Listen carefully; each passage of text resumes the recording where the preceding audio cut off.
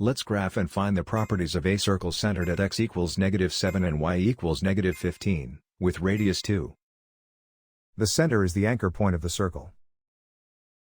The center is at x equals -7, y equals -15. The radius is the distance from the center to the circle. Step out by the radius, right, left, up, and down. These 4 points sit on the circle.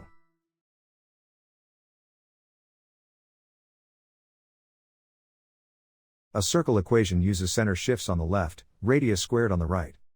Substitute the center values and the radius before simplifying the signs. Now simplify the center shifts. Subtracting a negative center coordinate becomes plus. The radius is 2, so 2 squared gives 4. Now we derive the related properties from the radius.